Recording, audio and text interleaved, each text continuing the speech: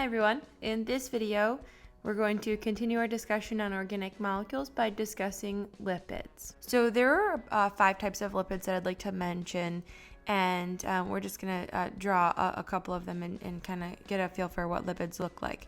Lipids contain carbon, hydrogen, and oxygen, but in terms of their ratio, there are way more carbons and hydrogens than there will be oxygens. This construction means that lipids are mostly insoluble in water. So let's take a look at the first type. The first type is fatty acids. So a fatty acid is made of a hydrocarbon tail. So we're looking at a ton of carbons bonded together. So sort of just string them together in a line. And from each one of those carbons, we see 2 hydrogens, except for the one on the end, right? Because that one has, an additional empty space and it's not going to be bonded to another carbon, so that one will have 3 hydrogens. Then on the other end, we have what's called a carboxylic acid group. This is a carbon double bonded to 1 oxygen and then single bonded to another oxygen, which is bound to 1 hydrogen. So you can see that there are 4 lines coming off of the carbon. It still has its maximum number of electrons, keeping its valence shell full and happy. So the purple and the red, the carbons and the hydrogens, make up the hydrocarbon tail of a fatty acid. The hydrocarbon tail has low solubility in water. And we'll just contrast this type of molecule with glucose, which we discussed previously. So glucose is soluble in water because of the presence of those many OH groups that are attached to the carbon ring. And we said that like dissolves like, so because there are many OHs in water and there are many OHs in glucose, they're able to associate. The important chemical property that allows this interaction is polarity. So the OH bond is a polar covalent bond. Unequal sharing of electrons leads to a partial negative and a partial positive charge associated with those two atoms strung together. So when we think about the association of the glucose molecule with the OH groups and the water with its OH groups, we're looking at association of positive and negative charges just as much as we are the number of oxygens and hydrogens that we see. Now we can contrast this with the hydrocarbon tail, where we see many carbons and hydrogens that are covalently bonded, but we know that the carbon-hydrogen bond is not a polar bond. It's non-polar because there's an equal or approximately equal sharing of electrons between those 2 atoms. So we say that the hydrocarbon tail is hydrophobic because it's nonpolar and it doesn't associate well with water. But on the other hand, it does associate well with other lipids. And so in the same way that like dissolves like for water and polar molecules, like dissolves like for nonpolar molecules as well. So we actually refer to the hydrocarbon tail as lipophilic, meaning lipid-loving, and able to associate with other lipids. Now, if we take a look at the carboxylic acid group attached to the hydrocarbon tail, you can see that there is an OH attached to that carbon, and because of that OH, we can actually say that the carboxylic acid is hydrophilic. So one thing that's very interesting about fatty acids, and we'll see this a lot with some of the lipids we're going to study, is that while there's a piece of it that doesn't associate with water at all, there's another little piece, which we actually call the polar head, which will associate with water. And this principle, as we expand and talk about some other lipids, is critical. So from this point forward, it will be useful to associate the word non-polar with lipid soluble and the word polar with water soluble. And I think you're going to find that the principle of solubility and whether a certain molecule is lipid soluble or water soluble affects how it's able to interact with other organic molecules in the rest of the body. So before we move on and talk about other lipids, let's just address the idea of saturated versus unsaturated. So a saturated fatty acid contains 4 single covalent bonds and it's saturated with hydrogens. So obviously a carbon, as long as it's not an N carbon in a fatty acid chain, is attached to 2 other carbons.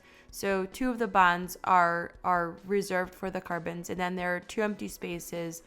And what we've shown so far is a saturated fatty acid because every carbon has 2 hydrogens. So it has the maximum number of hydrogens that it can possibly have and still be a fatty acid. On the other hand, an unsaturated fatty acid contains a double covalent carbon-carbon bond.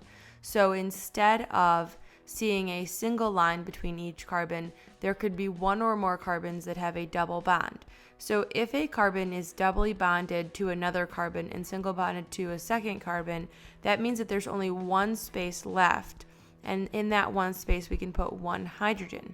So this molecule, this unsaturated fatty acid, is not saturated with hydrogens because we used up one of the spaces where hydrogen could go to form a double bond. A monounsaturated fatty acid contains one double bond, and a polyunsaturated fatty acid contains more than one carbon-carbon double bond. And so in a moment, we're going to draw fats, and really saturated fat versus unsaturated fat is nothing more than the molecule in its entirety containing fatty acids that are either saturated or unsaturated. So let's take a look. The second type of lipid is glyceride. And glyceride contains a molecule called glycerol and then 1, 2, or 3 fatty acid chains. So glycerol is sort of like the glue that holds the fatty acids together. The fatty acids can't connect to each other, but if we wanted to have more than one fatty acid chain in a molecule, we need something to help sort of create that bond.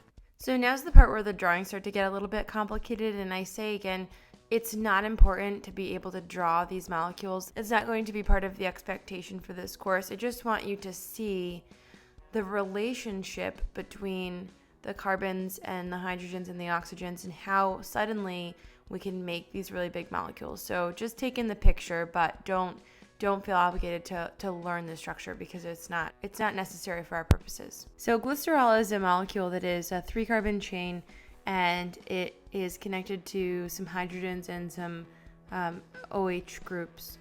And glycerol plus 3 fatty acids equals a triglyceride. So if we were to take this glycerol molecule and attach just one fatty acid, we would call it a monoglyceride. If we attach just 2, we'd call it a diglyceride, and 3, we call it a triglyceride. So mostly we're going to have triglycerides, and we'll refer to those as fats. So what you can see by way of this drawing is that we have fatty acid chains, carbons and hydrogens attached to this glycerol molecule. And just as before, where we said a saturated fatty acid has the maximum number of hydrogens, a saturated fat is a triglyceride with saturated fatty acids. And an unsaturated fat is a triglyceride with unsaturated fatty acids. So if there was one double bond in this whole molecule somewhere in one of those fatty acid chains, then we would call it an unsaturated fat. We would call that one actually monounsaturated. The third type of lipid is steroid. Steroid is a large lipid molecule made of 4 connected rings of carbon atoms.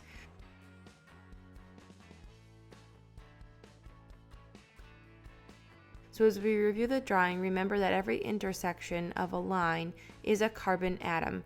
And so obviously we haven't drawn any more things in here. We could sort of assume that there's a bunch of hydrogens in there as well. But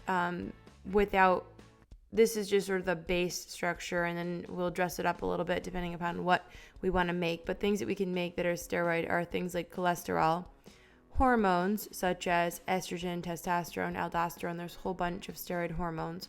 And then steroid derivatives such as bile salts.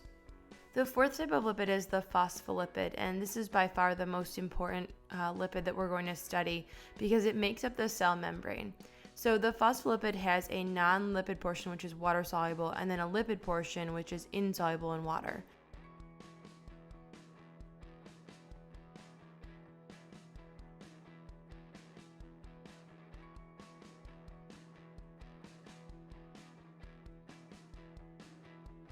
So in this drawing, we can see color coding of some different components of the phospholipid.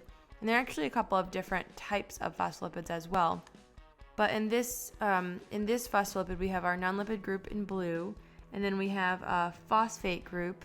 It's also in blue, and then we have glycerol, and then we have 2 fatty acid chains. And the fatty acid chains are going to extend way longer than I'm drawing them here because they are they're at least as long as the other fatty acids I've been drawing in this video, but they just won't fit on the screen.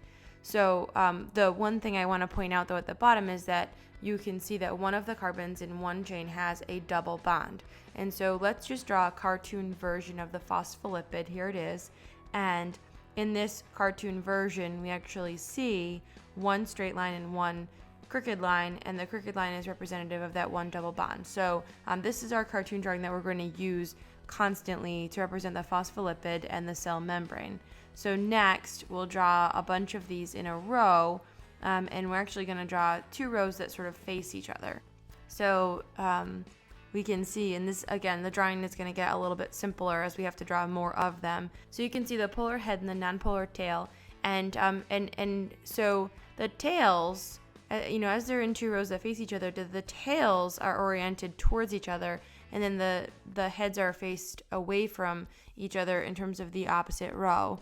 So when we think of the construction of the cell membrane, so the cell can be different shapes, but regardless, we can envision it as a 3-dimensional structure, and on all sides of the structure, it has to have some type of a covering, and this is the covering. So we will have water on the inside of the cell and water on the outside of the cell, and because the polar heads are hydrophilic, meaning they want to associate with water, they'll orient themselves to be towards the water facing the cell and towards the water outside of the cell, and then let the fatty acid tails, which are hydrophobic, be near each other and not near the water.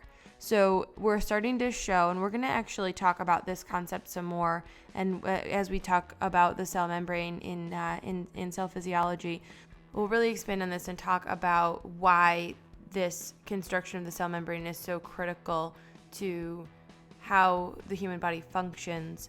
But for now, we just want to start to get acclimated to the idea of the solubility, the properties of solubility, lipid soluble and water soluble, affecting how structures behave, and then also demonstrating that we're going to use these organic molecules to physically build the body.